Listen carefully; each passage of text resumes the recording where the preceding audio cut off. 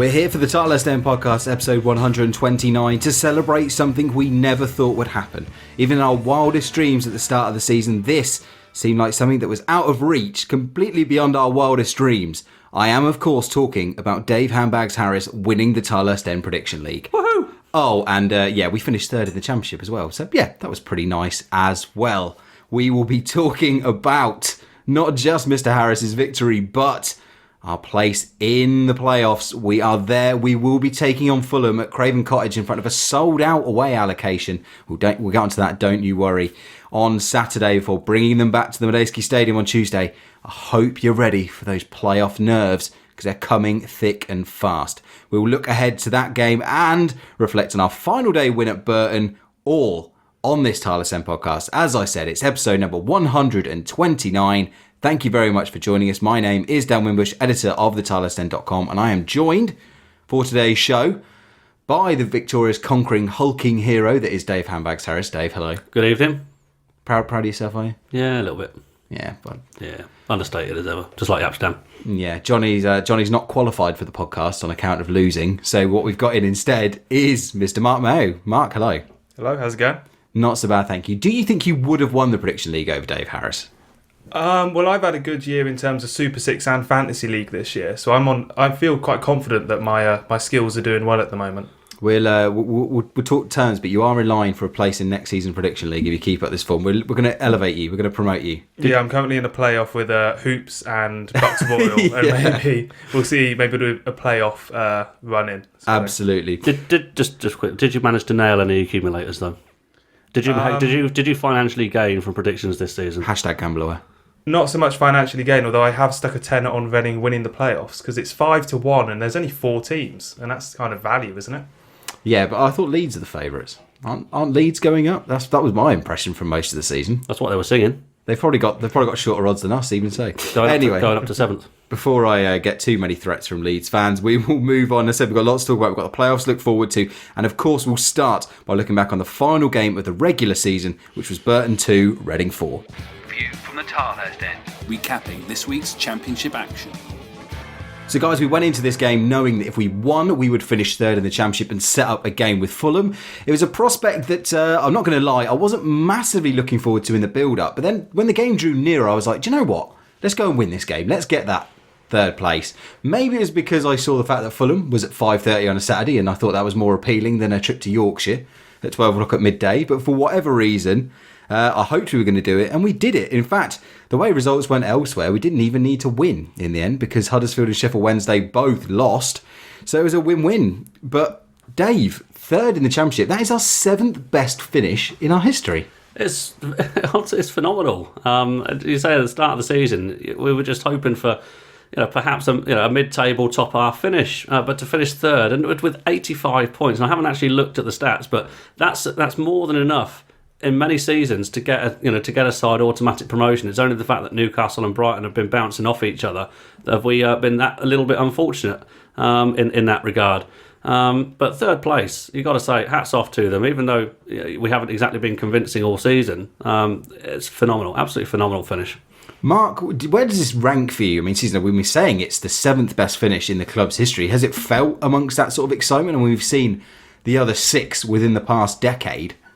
It feels weird, doesn't it? Because during the period of the 6 where we were kind of in the Premier League, etc., it felt natural to be watching a Reading team. Oh, we'll be in the playoffs this year. We'll go and we'll turn on the style. We'll get a few 4-0 wins against the bad teams. And I think it's because we haven't had those moments to look back and think, wow, we absolutely killed a team today. It does feel a little bit unnatural. And also because of the last 2 years as well and the disappointment we've had and just the kind of low self-esteem as a club that you get from a result of those finishes.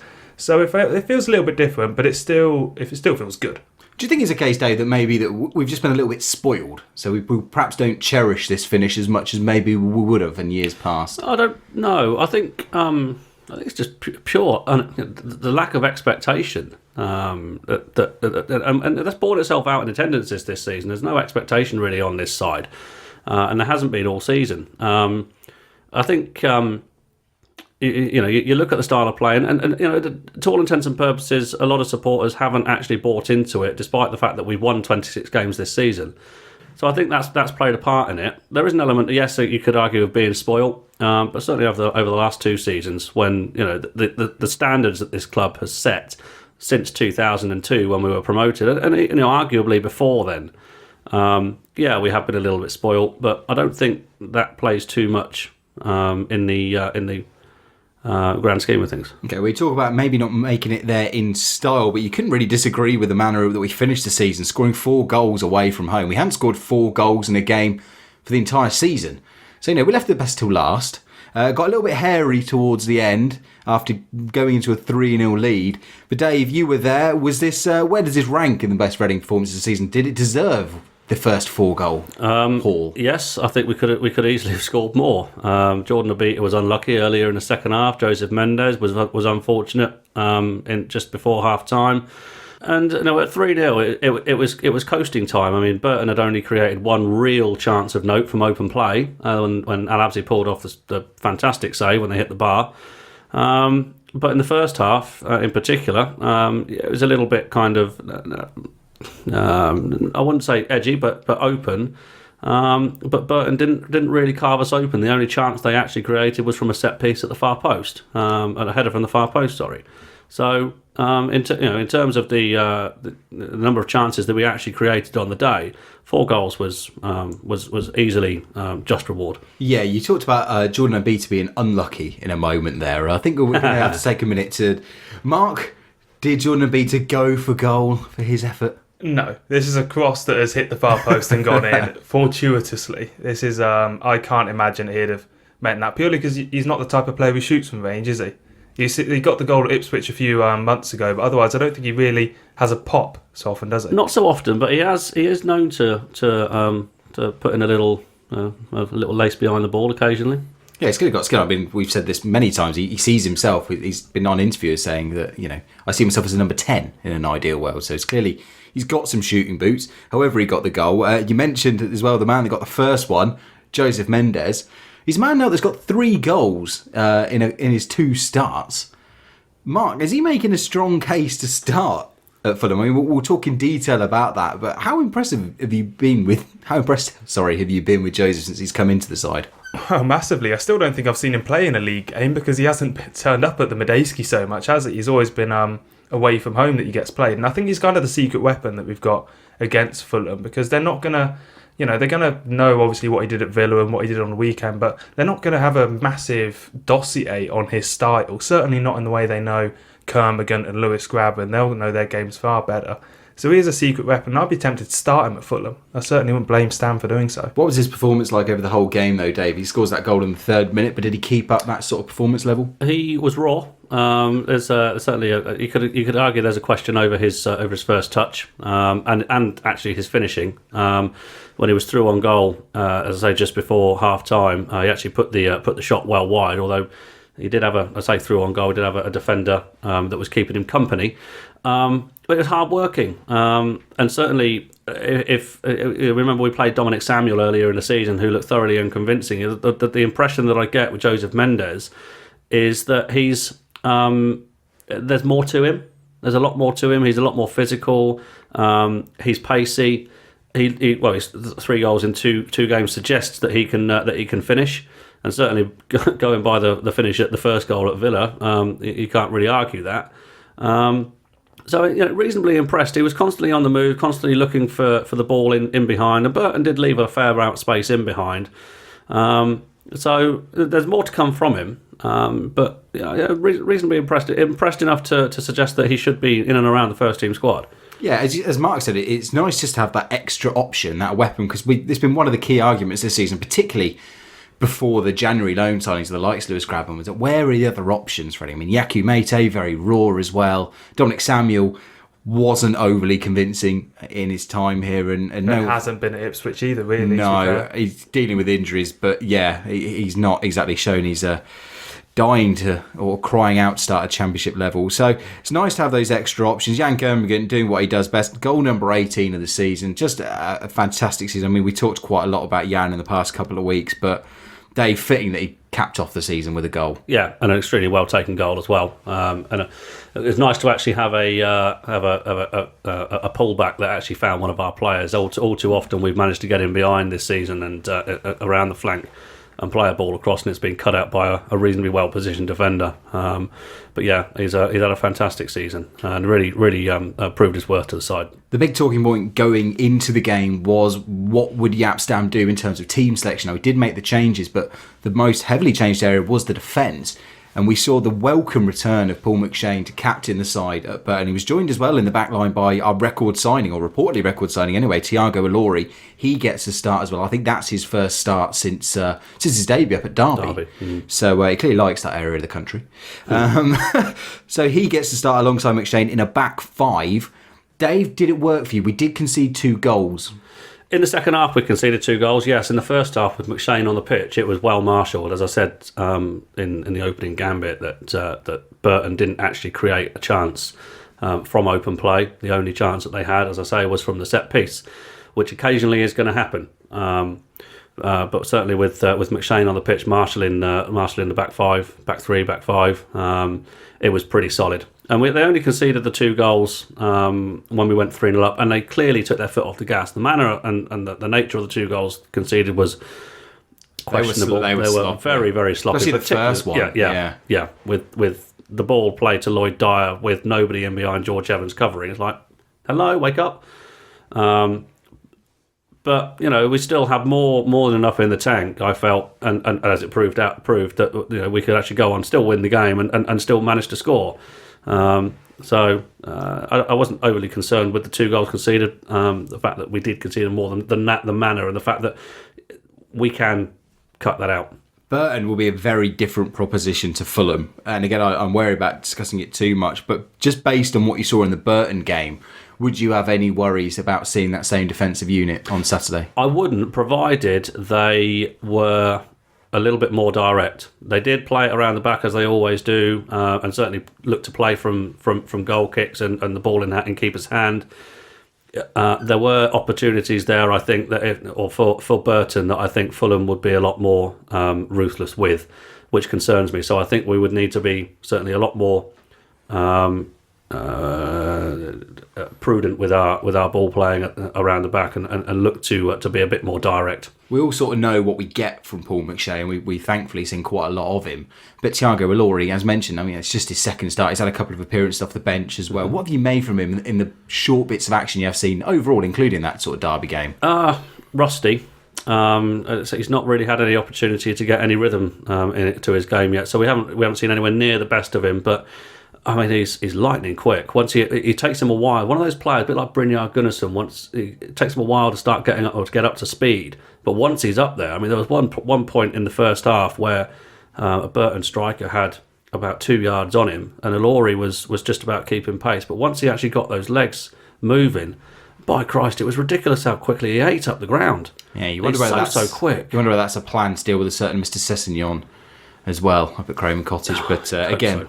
I don't want to stray too much into that just yet. I don't want to spoil the ending of the show. Don't want to give people any excuse to turn off. Anyway, 4-2 win. The championship in the books. Final day done and dusted. Mark, we say goodbye to Blackburn. They, despite winning their final game this season, they are down thanks to results elsewhere at Forest and for Birmingham as well. That means we've lost Blackburn, Wigan and Rotherham.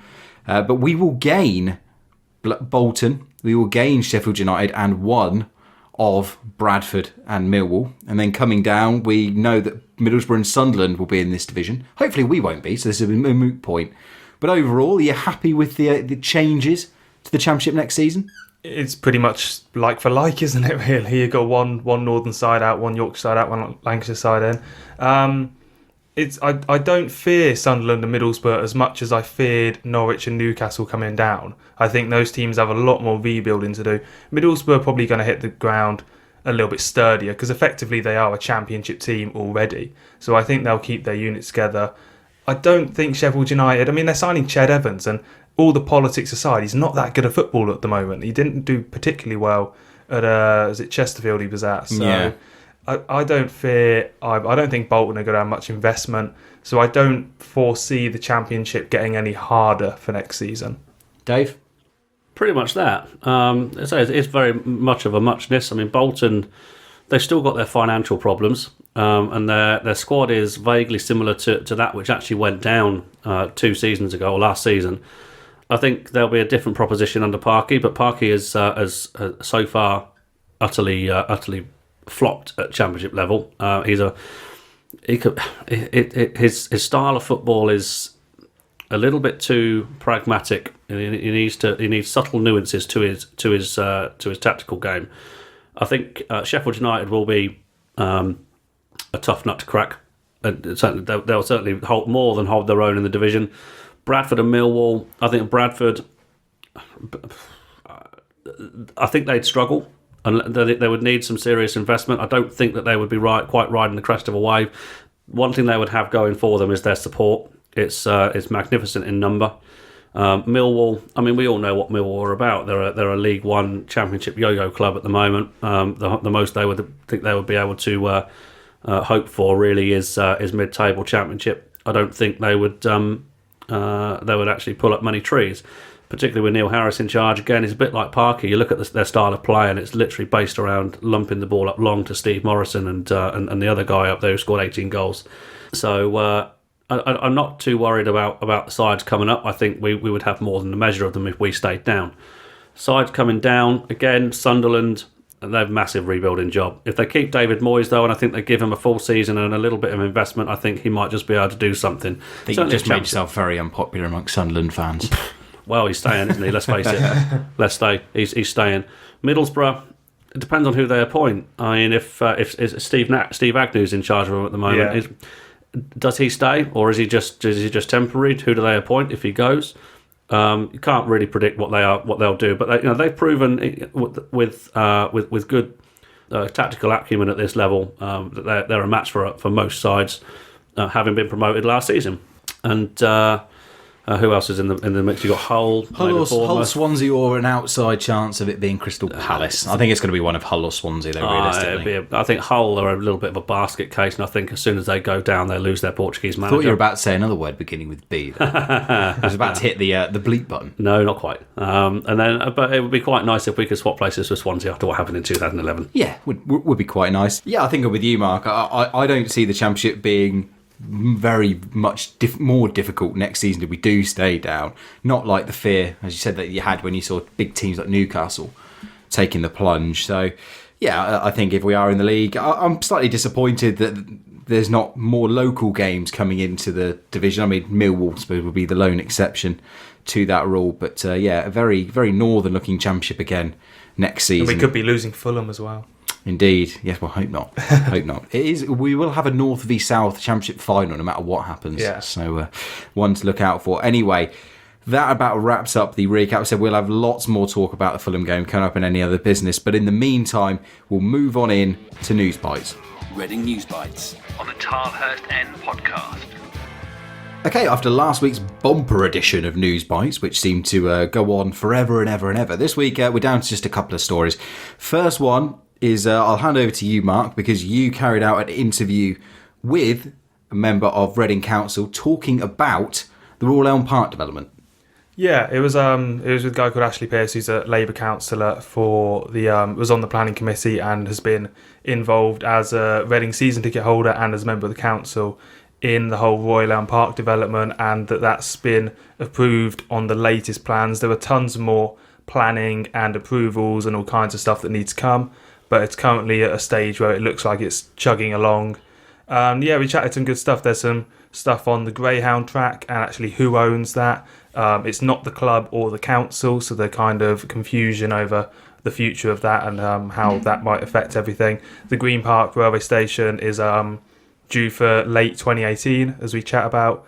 And there's just also some stuff about how the ice rink and what was the decision process for the people who want to build it, and how the council dealt with it. Absolutely. You can head over to, on this, if you're listening and you subscribe via iTunes or any other notable, reputable podcast provider, you can listen to that on the feed. It was released on Monday morning, so just go have a look for that. You can also head over to the tilehurstend.com to listen via your browser as well. And Just the last bit of news bites is a bittersweet one for the three of us sat around this table. Fulham tickets were released for both the home and away legs. You've got till Wednesday, if you're a season ticket holder, to buy your ticket for the home leg, and it's up to 2 per season ticket holder. Expecting a sellout for that one, so don't hang around. And if you were hoping to go to the Fulham away leg on Saturday and you've not got a ticket already, don't even bother. They have all gone. 2,000 tickets sold out by the end of, I think it was about 3 o'clock they'd gone. Yeah. By the time they'd reached the second category of sales, which I think was 3,000 royalty points. It was. And the voice you just heard is one of the lucky ones. Dave, you've got your hands on a golden ticket. I have my hands on a Fulham ticket, yes, indeed. I dropped up at the stadium at 8 o'clock this morning. There was already a queue of about 20 people there, and by the time they opened the doors, there must have been a queue of about 60 people there already. So I was one of the first people there. Yeah, it's not in any way surprising, is it, Mark, to see this one sell out, given who it is, the time it is. No, I was kind of wondering if we get a Yorkshire trip on the 5:30 kickoff on the Sunday, would that sell out? I mean, it probably would have. The midday kickoff. Sorry, midday, yeah. A 5:30 Saturday kickoff in London is going to go like that, isn't it? Yeah, we have seen some disappointed, understandably disappointed Reading fans. I mean, I'm one of them. I missed out on a ticket. I only have 2,500 royalty points for my sins, being the massive plastic fan that I am. I didn't even have a season ticket holder, so I wasn't. They based for Burton. They didn't even say if you're not a season ticket holder, you got a chance. And then for Fulham, it was like, yeah, on like the 30th of May, we'll give you a chance to buy the ticket after the final. Yeah. So yeah, I mean, I'm one of those disappointed person. I can't get a ticket. If you're contemplating trying to get a ticket in the home end, you're going to struggle because they're not selling to anyone who doesn't have a previous purchase history. Not saying there aren't ways of doing it, but this won't be a case of being able just to sign up en masse like I think some people were doing for like the Arsenal Cup game. Yeah. So you're going to struggle here. A lot of people taking umbrage with the 2,000 ticket limit. Now, there's some slight confusion about who exactly has agreed this rule, but it seems to be across the playoffs. They've agreed this 2,000 figure. So that goes for both Sheffield Wednesday and Huddersfield fans as well as Reading and Fulham fans in the same fixture. Why this has been done, I don't know. I don't know whether it's just to avoid controversy and just say a flat limit. The tickets were £20 as well, which was nice to see. Fulham reciprocating 20 is plenty, which is nice. So again, this was completely out of the club's hands. This wasn't a scenario where Reading could request more tickets or Fulham seemingly turn them down. Unfortunately, that's just the way it is, Dave. It is. It's a very strange one. I had a little bit of a debate of what the club would do and with regards to both halves of the South Stand on Hobnob within sort of the days before the Burton game. And it seems very strange, given the 4 clubs in the playoffs, Sheffield Wednesday, Huddersfield, Fulham and Reading can all give at least 4,000 tickets in the smallest allocation potentially is 4,000 away tickets, and they'd sell. They would all sell. Obviously, the bittersweet is, of course, if we obviously end up with Fulham, the argument is, well, why should we give Fulham 4,000 tickets? But then Fulham will be turning around and saying exactly the same thing about us. But Reading fans want 5,000 tickets. They want which the Putney End can hold. So there's an element of every club wants their cake and eat it, and to eat it at the same time. So you can see why they do it, because it's fair. But then at the same time, why didn't they stipulate? Because certainly where the EFL is concerned, the spectacle would be as far as I'm concerned, far greater, far better if you had packed away ends with 4,000 minimum 4,000 away supporters there. But then of course you end up with a scenario where home supporters that can't all necessarily get tickets. I do legitimately question whether Fulham are going to sell out, because I mean, what's the capacity of Craven Cottage? 25-ish. Do you think they'll sell that out?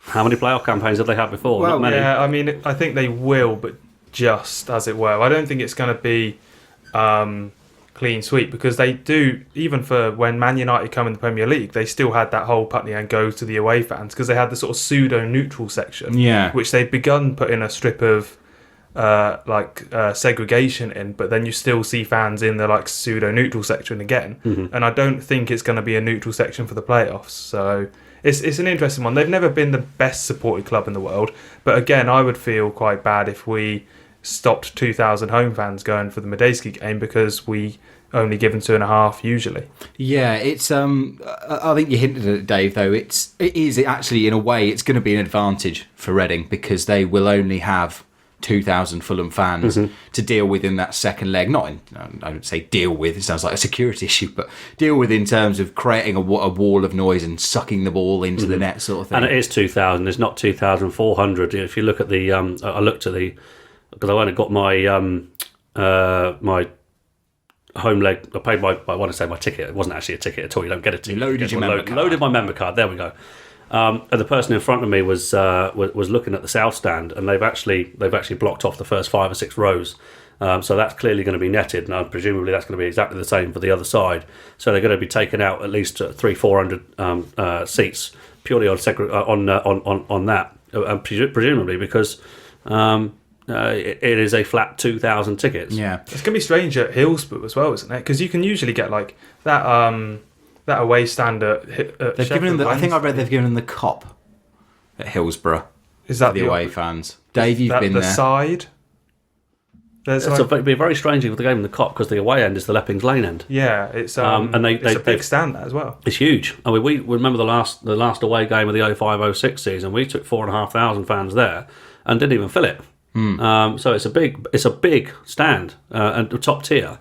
So you'd literally be looking at about between a third and half of that for the away fans, and it's just like broad blankets of empty seats on either side. Of course, Sheffield Wednesday could play a little bit naughty with that and actually just stick them in the corner and leave the rest of it. But it's a bit of a strange one for given that no other supporters are going to be sat in there. It's basically empty seats for Sheffield Wednesday, which is a little bit unfair on them because why should they be punished for having a bigger stadium and a much bigger supporter base than the other 3 clubs? I could have misread it. I just looked at a reply from Sheffield Wednesday saying that they'd given them the Cop. So again, maybe that's a... And the Cop is the other end. Yeah. Which again, isn't logistically impossible because the Penistone Road is out the back there and it's an easy exit route. But it'll be interesting to see. It'd be very strange though because they've never given the Cop to away fans. Certainly in my lifetime. Well, again, I do reserve my right. If you're a Sheffield Wednesday fan listening to this, please do correct me on it, and I'll send a tweet out. Anyway, the only other issue along with this is, as mentioned, there's a lot of disappointed Reading fans out there. We talked about it. Reading could have easily sold 5, 6. I don't think it's outlandish to say 7,000 fans to travel to this game, given what we've taken to some big games in the past. Yeah. So there were always going to be fans that are disappointed unless you gave them half a Craven Cottage. The debate that's been raging, and this happens every time there is a hot away game, is royalty points. And I don't want to have too long a discussion on this because I think we've done this on the show's 129 episodes. It's come up more than once. But Dave, in a nutshell, is the system working for you, or do people have a legitimate gripe? I think the problem that you have, there's 2,000 tickets, and it's a high priority, that high demand game. You're always going to get people who are going to miss out. The easiest way, and the fairest way, as far as I'm concerned, is that if you're a season ticket holder, one of the perks of being a season ticket holder is you get first dibs on away games, on high priority away games, and then the royalty points kick in as well. So season ticket holder with royalty points and a high number of royalty points, you're going to end up with the most loyal fans, the most the supporters who have dedicated most time and effort into supporting the club. Certainly over the last 2004, so certainly over the last 13 years, which is as far as it goes back. So I don't see there's a problem. Of course, the problem that people have is the system doesn't work for them because they're not in a high enough bracket. The only thing that I can suggest to them is perhaps if you're not a season ticket holder, get a season ticket holder. You get first dibs, and maybe if you can attend more away games to increase your points number. Mark, you're one of those on the outside of this discussion. What do you think? How do you feel as a fan today? I've been on both sides of the coins because I've used to be a season ticket holder. I can't be anymore because Saturday 3 p.m. is one of the only times I'm guaranteed to be working, and that's going to stay the same for foreseeable future. So I feel bad buying a season ticket, even if it is cheap, because I still would only get to go to half the game. So I'm kind of the persuasion that if you have royalty points, that is in itself enough of a sign that you've been dedicated over the years. A game like Fulham is just a write-off for me. I'm not going to get to a game like Fulham because I probably don't have the royalty points as much as someone like Dave will. and I can live with the fact that I'm not going to go, because I've been to plenty of big games over my time. If it was a 5,000 allocation, I would say it'd be fair enough to do it season ticket and royalty points counting as the same as we go. But as I say, that's because it would personally suit me.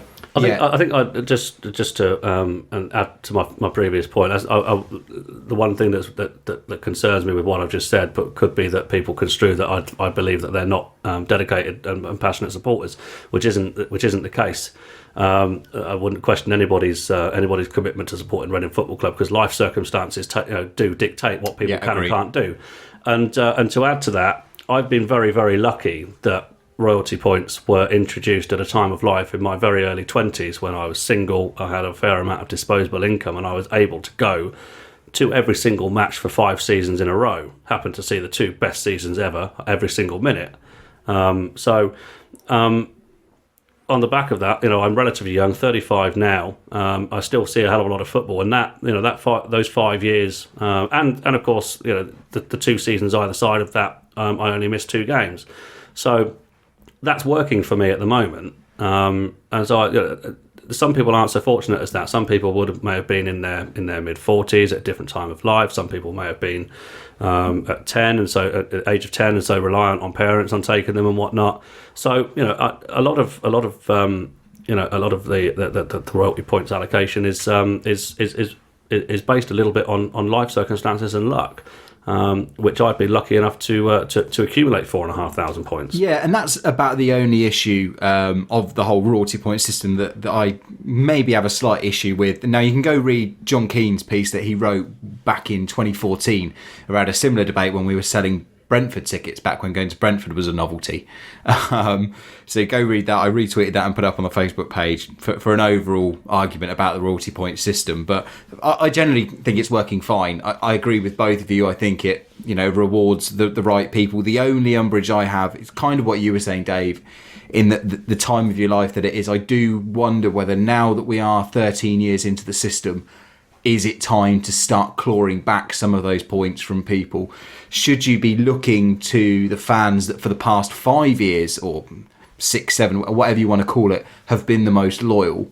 Those that are travelling most recently to the Middlesbroughs, to the Doncasters, over fans that were getting to enjoy, the Emirates, the Etihad, stadiums like that in our Premiership pomp as it was then. Do you think that there is an argument for saying that the royalty points should only count over a certain amount of seasons? I think you could potentially argue that, but then certainly over the first 2 seasons it wouldn't have too drastic an effect, because 04-05 and 05-06 you only had 2 points for an away game and 5 points for a home game, and so the effect wouldn't be huge. You'd be losing a couple of 100 points, maybe 300 points, absolute maximum. I think certainly for someone like me though.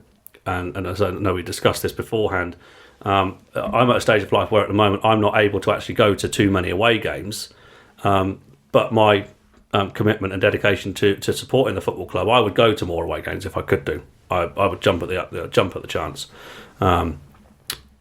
If they were to remove points from 5, 6, 6, 7, 7, 8 maybe, I think I would then potentially, and other people in my situation would be penalised for ongoing support, for longevity of support. I can see both arguments. Yeah, I was going to say, so you're a favour of looking at the longer term. Mark, any variations on that? Yeah, I think the same argument is that life circumstances, like a couple of years ago in the 2012-13 season in the Premier League, I was at uni, so my royalty points took a massive hit in terms of what I'd be going to before, and if that's considered the arbitrary point that we include, then you sort of people suffer. I think the idea is that if you just keep having them and in 30 years time you still have them, then everyone's life circumstances kind of equal out a little bit. And yeah, you can say the young people and the new supporters do get a bad deal out of that, but at the end of the day with Reading, you can go to 85, 90% of away games without any issue whatsoever, so long as you have the time and money. It's not a case of we're a Leeds or Man United where there's such a massive fervour for these tickets. Yeah, I do have a little bit more sympathy, though, for the recent fan. And if you take that logical argument to its conclusion, though, you will be looking at a situation in 10, 15 years' time where us lot sat around in our late 30s and 50s are just completely blocking out any new fan that is going into their early 20s. I don't think that's necessarily true, because you get a 10%, or roughly a 10% kind of churn every season in terms of season ticket holders. And on top of that, you get the new supporter. But the whole concept of royalty points is effectively making supporters earn the right to go to this particular game. And so, if you want to earn that right, then you go to the likes of Scunthorpe on a Tuesday night in 2010, or Huddersfield back in February on a Tuesday night, or you buy, you go to as many games as you possibly can. It earns the right for the dedicated supporter who does go to the vast majority of games over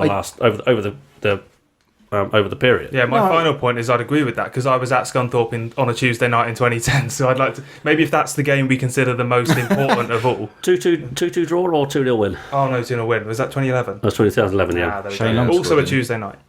Yeah, Hart. There is no perfect solution. I said everyone is going to favour a system that works better for them. So again, I said I didn't want to have a debate on it, and we spent about 10 minutes on it. So there you go. My word is Maybe dirt. We can edit when it it comes. Down and just.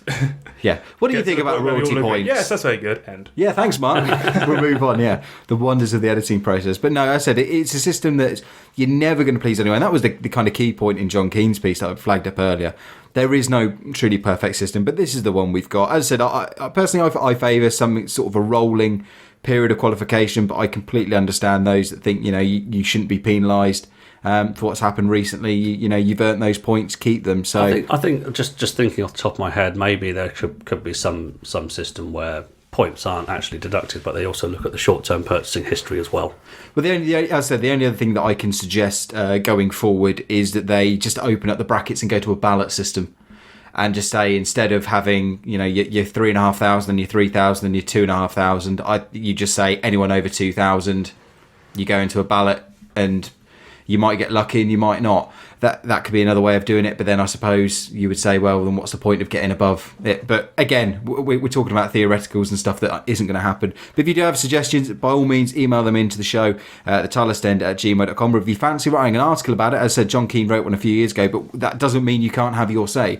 This is exactly what thetilehurstend.com is for. We are here for fans. We're written by fans. So if you've got a case, you've got a system you want to propose, you know what? Chuck it in an email, write a few hundred words on it, and we'll be more than happy to publish. So anyway, with that in mind, speaking of people that have contributed and wanted to get their thoughts in, we will move on to the mailbag. The Tilehurst End Podcast. Read the blog on thetilehurstend.com. So as mentioned, it's thetilehurstend@gmail.com for your emails, at thetilehurstend on Twitter, and we're at facebook.com/thetilehurstend, not to mention our YouTube channel at youtube.com/thetilehurstend. And before I go any further as well, I have to thank those of you who have joined into the Patreon campaign at patreon.com/thetilehurstend. It's our crowdfunding scheme. It's how you basically support this show financially. If you like what we do and you think, you know what, these guys, they're doing a good job, well, I like what they're doing, keep it up, just stick a couple of quid into Patreon. I've said it before, it's like our tip jar. If you like what we do, if you want to see more things, if you like the YouTube videos and things like that, the only reason we can do it is because we get donations. I'm happy to put my hand in my pocket to a point, and I have done it since running the Tilehurst End in 2011, but it very much helps if you have that extra money to buy those new microphones, buy new headphones, buy video equipment and all that bits and pieces. And I'm so... it's kind of overwhelming at times, the amount of people that have rallied to the cause and continue to give whatever they can. So thank you to those of you who've done so, including this week to Andy Brown. Head over to patreon.com/tilehurstend for more information, or just drop us an email, again, to thetilehurstend@gmail.com. Anyway, without further ado, you don't have to give us your money just to make an impact on this show. Plenty of people have taken time to do so in the mailbag, as they do every week. And we will start with Joel Frame. He says, I have one for the mailbag. If Hal Robson-Kanu was still around, would you have him in the lineup? No. Mark? No, I don't think so. Yeah, it's a true. I'm sorry, you're not through to the next round, Hal. He has done nothing, especially since moving to West Brom, to convince me that he has changed as a player at all. No, exactly that. I think Jan Kermigan is a step up. Yeah, As 18 goals and a massive defensive capability proves. Yeah, I don't think, and again, I don't think you sit there and say he's a substantial upgrade on Roy Behrens or Gareth McCleary either. No. So, in fact, Behrens has contributed more goals and assists this season than Hal Robson-Kanu did in the last 4, I believe. Yeah. So there we go. Fairly emphatic. Sorry, Hal, if you're listening. I don't think you are. Laura Royal says, we owe Fulham for the 2008 relegation. Got to be stronger quick against them, so who do you think should play? We'll come on to that in any other business. Louis Burton says, would you take this playoff squad over any other Reading playoff squads? Now, Dave, this is pertinent to you, given that today, up on the Tilehurst you can read your look back on the 2000-2001 playoffs team and that run. And the day before, still up on the front page, is my retrospective of the 94-95 playoff campaign. And in both of those articles, and the ones going forward this week, you'll be able to give your views on, you'll be able to read our views, on who we would pick out of both teams. How did it come out for you?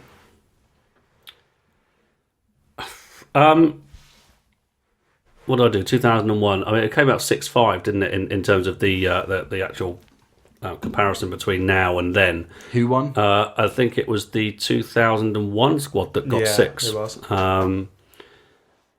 And that was more not necessarily down to the individual quality of player; it was also down to the impact of said player. So I put Matthew Robinson ahead of Jordan Abita, I believe, or Robinson over Blackett. Blackett, yeah. And A.D. Williams over Paul McShane, based on the fact that although the two defenders were markedly similar in terms of when they were both at their pomp, A.D. Williams gets it because he's a Reading lad. So, in terms of pure quality, I think, oh God, this is a difficult one because I think 08-09 actually in individual player quality was a very, very, very good squad. Oh, massively. Doyle, Kitson. Little, BK. Hanneman. So, would I take that? If both teams are at their pomp and you put them against together, both teams on the pitch, 11v11, who would come out? You'd have a markedly different, massive clash in styles of play, for example. So it'd be very, very difficult to actually pick one over the other. Mark, any teams immediately spring to mind that you'd have ahead of this one? Yeah, the 08-09 one I think is the highest in terms of individual quality. The only problem is that in the playoff spell, they were in the worst run of form that team had been in 3-4 years. And if you take them, as we said at the start of the season, then they'd beat any of the teams. But if you take them into the team that went into the playoffs, I think they'd have lost to a lot more teams than Burnley. You had Simon Church starting. The second leg, the desperation that Koppel was going through. 180 minutes of dominating Burnley and losing 3-0 on aggregate is still a tough one to take. We did dominate those 2 games. And also I think sometimes you're clouded by what the players have gone on to do since and their overall contributions. I mean, I look at the 2011 team, and I actually think that 2011 team that played Swansea, I think I would probably put it above this team now. I think you look at Kebe, you look at Long, the key damage players I think are better, but is the overall quality greater? I don't know. So it's going to be interesting to see how the articles come up throughout the week. I just had the 94-95 team edging it as well by 6-5. Yes, I think, as I say, I was going to mention the 94-95 side simply because there was that side played arguably the most exciting football in the playoffs. They were. They defied all expectations, even more so than what we've done this season. And a lot of the players back in a time when when supporters had a connection with the players, with like the likes of Dylan Kerr actively having banter with the South Bank, in the middle of a game. I think that 94-95 team is probably the most comparable in terms of quality and sort of makeup, because that team as well had lots of people that not necessarily stars. You had people come into the twilight of their career. You had young players on the way up. You had players, I think, in that squad that could easily and seamlessly fit into this squad in the start. Yeah, I mean, Dovcek. I mentioned that. And Osborne. Even A.D. Williams. A.D. Williams as well. Exactly. Dylan Kerr would have thrived in this side, particularly as a wing back. Michael Gilks. I mean, we actually played a 3-5-2, didn't we? We did, in the playoffs. So you had Michael Gilks at wing back. Yeah, no, so Andy Burnell. Scott Taylor. They could all play. They could all put themselves about, but they could all play. They wouldn't have had a problem fitting into this team. Yeah. Please check out, go to the Tilehurst.com over the course of the week. I said tomorrow will be 2002, 2003, and then every day since we'll look up in the build up to Saturday. Hugh Van Dyle says, at the back, 5 or 4 for Craven Cottage. We'll answer that again in any other business. Alison, who has been on this good show many a time, well, I say many times, she's been on a couple of Christmas specials, at least one. She has. Hey up, Ali. How do? She says, on most threads I've seen Reading have been written off for winning the playoffs. Why do you think this is? Because we've been unconvincing for the majority of the season, perceived to be. Agreed. Yeah, but I think also a lot of pundits like Fulham because they're considered, even though we are the second most passing team in the Championship, they are the first. So they are the popular entertainment option, I think, as well, and that obviously does well for the cameras. I think, of course, what you also got to recognise is that Fulham can turn it on against absolutely anybody in this division, and they have done at Huddersfield, at Newcastle, obviously against us. We've felt them, but at the same time, when they actually played us at the Cottage back in December, at that point in time, they'd only had 3 home wins, I think, and so very inconsistent team. Yes, exactly. So they've lost silly games. I think they lost 4-0 at home to Bristol City, for example. They certainly had a heavy defeat, and may not have been Bristol City, but it was certainly very early in the season. But at the same time, they did the double over Newcastle. I think they took points off Brighton. Yeah, we've got an article coming up of you from the Town End with the Fulham fan, our friends over at Costages Confidential, our fellow SB Nation homies. They've actually, you'll be able to read it, they've got a great stat looking at Fulham's record against the top 6 compared to the rest of the teams in the playoffs, and I think they are streets ahead. I think their goal difference against the top 6 was plus 13. In points terms, they're only 1 point ahead of us. In goals terms, they've scored 17. Yeah. Against in the 6 games. Where they struggled was taking on the worst teams, which is where Reading cleaned up pretty much this season. Right? Yeah. We didn't really stumble at all against the very worst. They drew at home to Blackburn and Wolves quite recently, didn't they? Yeah. So it's funny because they are a team that you can seem to get at them at home, but away from home they just seem to have been able to turn it on. But anyway, we'll come on to that in much greater detail right at the end of the show. But yeah, as for why Reading have been written off, I think that's a big part of it. I think Reading have also not got a lot of superstars. They've not got this sort of attacking flair of a Sheffield Wednesday when you're talking about the Foresty Aries Roads of this world.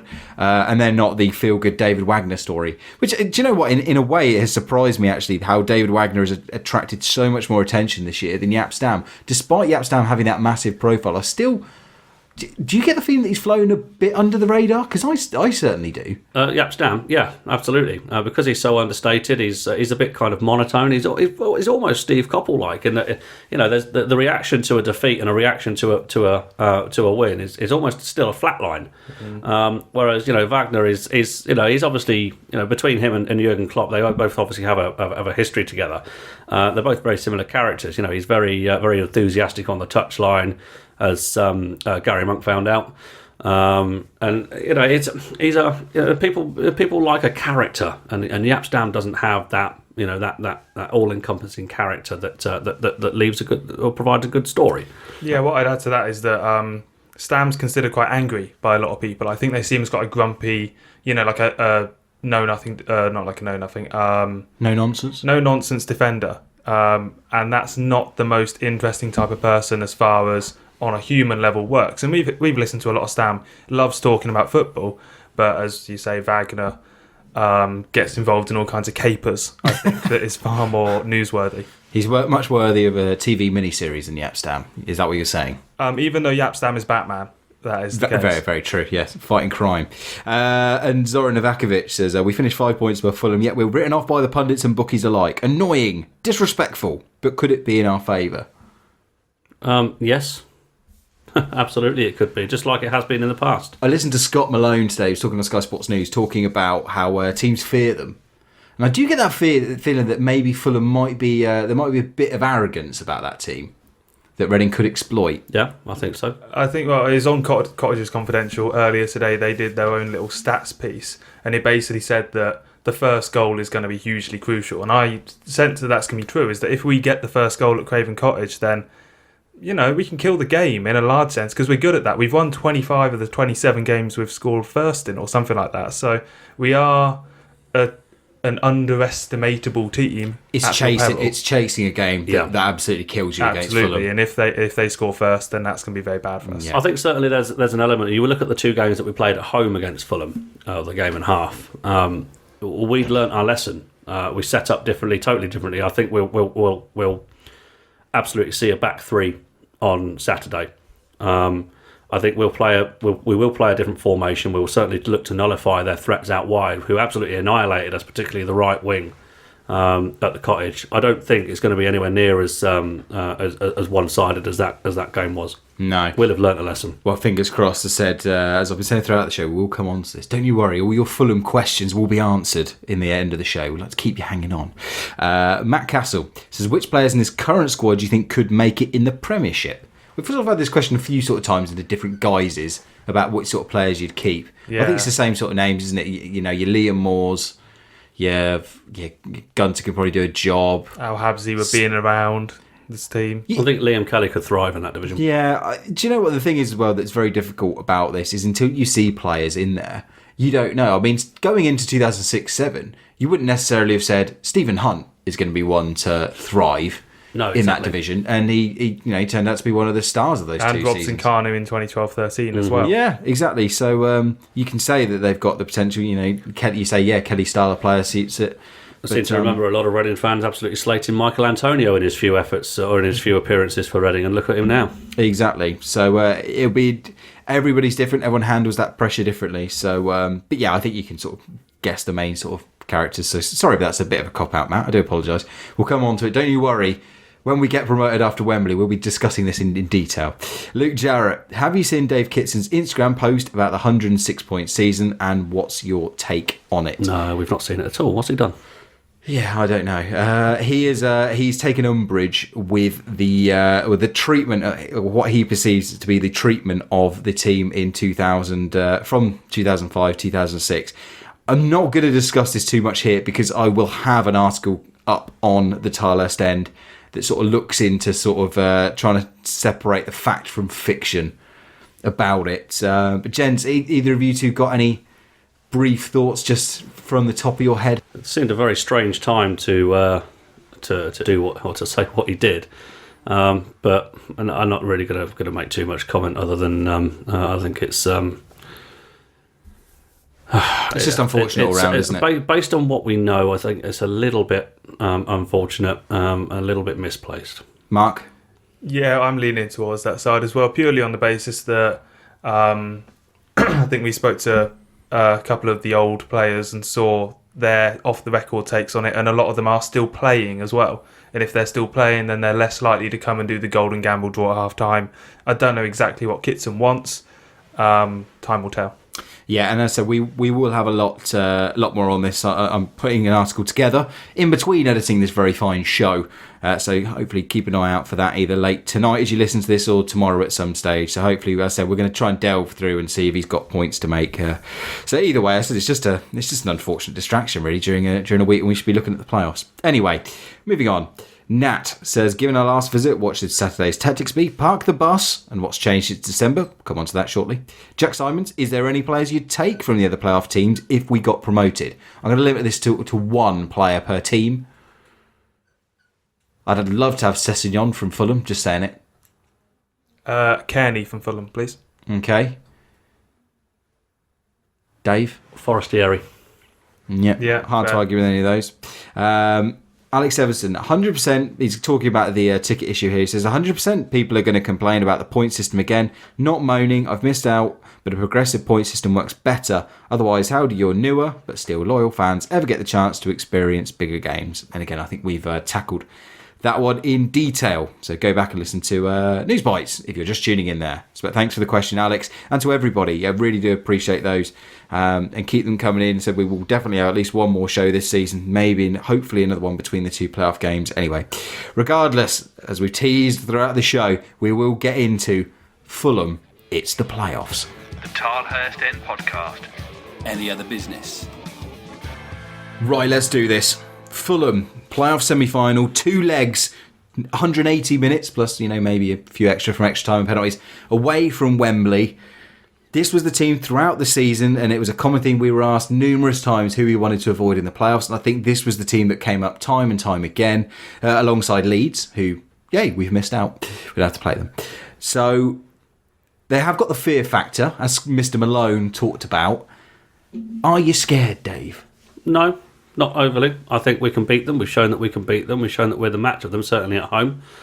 I do worry about the number of goals that they've scored at home, but I also think that Jaap Stam is a highly astute manager and will have learnt a hell of a lot from that 5-0 defeat in December. 45 goals they've scored at home compared to our 48 goals we've conceded on the road, although Reading have scored 33 away from home as well. That's the third best in the division. Mark, you're fearful? Well, that's the 22nd worst defensive record in the division away from home. Only Forest and Rotherham have conceded more, and that is my fear, as I alluded to earlier. If we score the first goal, I'll be mightily confident that we can hold out, certainly for the first leg.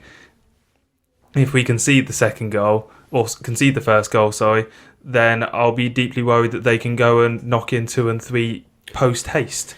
I think the key to it, of course, we've got to remember is it's not just a 90-minute game of football; it's 180. So, if the key to it will be if they do score the first goal, maintaining, keeping it within touching distance. Because if Fulham are let off the leash, then I think it could be tie over by full time on Saturday.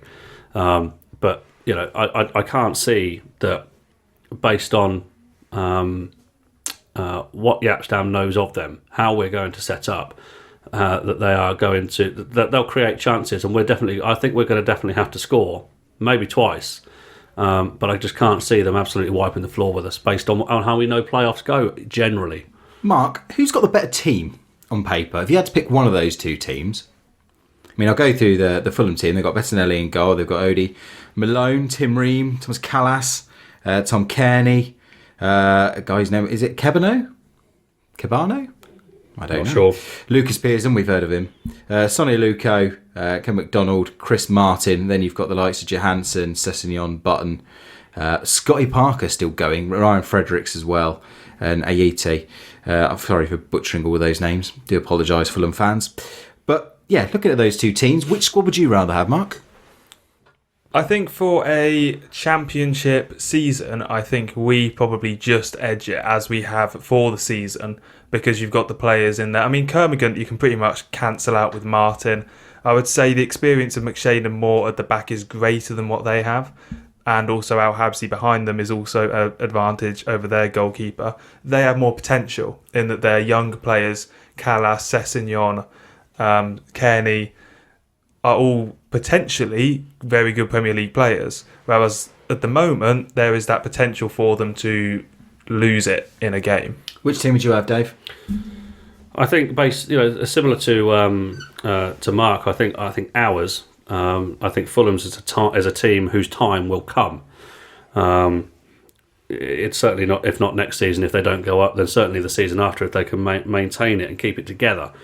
I certainly think we have a lot more nous about us. Certainly a lot more experience. Certainly with the likes of McShane at the back, Liam Moore has experience at the top end of this division and Premier League experience. Of course, Ali Al Absi, FA Cup winner at Wigan. You look at our side, and generally, with the exception of perhaps, you look at the central midfield, Liam Kelly and John Swift, who aren't exceptionally experienced. Everywhere else appears to be a lot more experienced than the Fulham side. But well, let's talk team selection. Then we've had lots of questions on what would you do formation wise, who would you play, what are your two teams? Let's start formation wise from the both of you. Is it three? Is it 5 at the back or 4, which is the basic? Only 2 options really. 5. Gotta be 5. Yeah, I'm agree with you. Especially, I might be more open to a back 4 at home, but away from home. Yeah, we'll see how the tie progresses as to whether we play 4 at the back at home, but certainly 5 for the first. Who lines up in it then? As mentioned at the top of the show, we saw McShane and Ilori back at Burton. Dave, I'm going to ask you this because you're in the best place. I would be an absolute 100% advocate of Ilori, McShane, and Moore at the back. So Blackett misses out. Blackett misses out. Yeah, and Vandenberg is probably the person I would have in the back three ahead of Blackett as well. So I'd say Vandenberg off the bench is more useful because he's a bit more versatile. I don't think he'd have started Ilori at Burton unless he thought he was genuinely going to have a chance of starting him at Fulham as well. The only change I would make is Ilori played on the right-hand side of the back three. Did he? Yes. I would put him on the left and attempt to use his pace to counteract that Fulham right-hand side. I imagine that it's that he's probably playing on the right to counteract Sessegnon. He plays down the left a lot, doesn't he? So that's probably the thinking behind it. They want that quick option on the right-hand side. That would be my. I'm just thinking of Ryan Fredericks as well, who is lightning quick, side, isn't it? Really? I presume you're going to beat her at left back then ahead of Blackett as well. I'd have him at left wing back. Yes. Yeah. Yeah, and Gunter is pretty much picks himself. Yeah. Notice there, Dave saying that Gunter picks himself, just for the record. In front of them, then we've seen George Evans get a lot of minutes in the last couple of games. Mm-hmm. Does he keep his place ahead of Vandenberg and Danny Williams? He had a very steady game at Burton, I think so. Yeah, he's a cultured and calm, composed head in that midfield. Okay, Evans in your team, Mark? I expect him, like I said, for Ilori, because he played at Burton. I expect him to start, but I wouldn't be averse if he puts Williams in. I'd have Evans and Swift as my two. I actually think that he will play Danny Williams and George Evans. Yeah, there's a good chance. I think one of Swift and Kelly is going to miss out. I tend to agree with you. I think Kelly I'd rather have on the bench, especially the way he has impacted games off the bench, has been very positive before, like Bristol City away, etc. So I'd have Kelly as my preferred man on the bench. Yeah, I'll go with that. Yeah, I don't know. I almost might lean to... It's difficult picking between the two. I don't think there's a lot between them. I think Swift has got that bit better of a goal threat. So I think... Yeah. And I say actually set pieces, they're kind of much of a muchness. What about in front of them then? So you've got your two players to play in your forward positions. Kermorgant picks himself. Who goes alongside him? If McCleary's fit, is it him? Is it Behrens? Joseph Mendes. Is it Mendes, yeah? Graben? I wouldn't be averse to having Mendes. I don't think it will be. I think he's more likely to do Behrens because he trusts Behrens, Stam. Mm-hmm. And yeah, it's true. He does a different job to Kermorgant. He'll add a bit more pace. It's a bit more Behrens type of game as well, isn't it? Yeah. Because it's not going to be a physical game. It's going to be a technical game. You say about that Burton third goal. Was it Behrens who did the cutback for Kermorgant? Yeah. And that is the type of goal I think we'll be scoring at Fulham.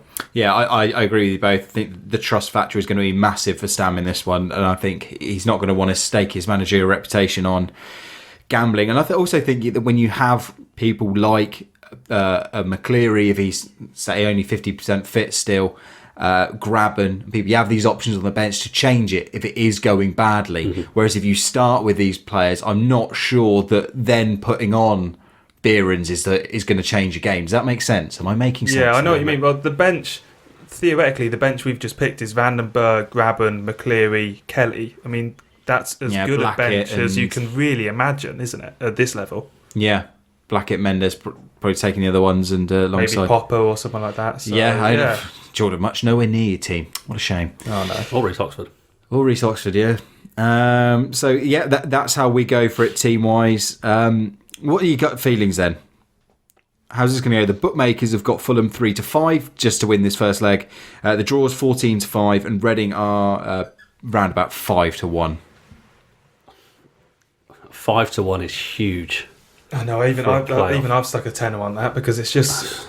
Has a team ever been that far off odds? I mean, we don't know this, but going into the playoffs, a team at 5-1, especially having finished to win a one-off game, especially. Yeah, I mean the odds to qualify over the two legs. Fulham are 7-4 on, Reading are the opposite. They're 7-4 against.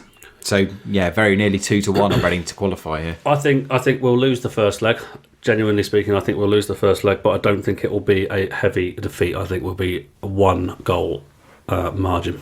I can see a pair of 1-0s and talking about extra time and penalties, and I just can't even bear thinking about a penalty shootout at the Medeski. No, I think that if Fulham are going to score in the first leg, and I also fear that if they're going to... Have you seen Fulham's penalty record this season, though? Awful. Do rebounds count? I was going to say. Well, they missed one at the Mazdad, didn't they? They did. Yeah, that won us the game. I think Fulham are going to score. Yeah. And if they score, I think they'll get 2, so I think they'll win 2-1 on the first leg. So, are Reading making it? On the basis that maybe we're not going to do another show. Are we going to be doing another show talking about Wembley? I think it's going to be very close. I think it's going to be a lot closer than people think. Certainly the bookies think. This is going to come down to the refereeing single moments, the single decisions of a player. I think a lot of it's going to come down to team selection. If Whose head gets in the way of the ball.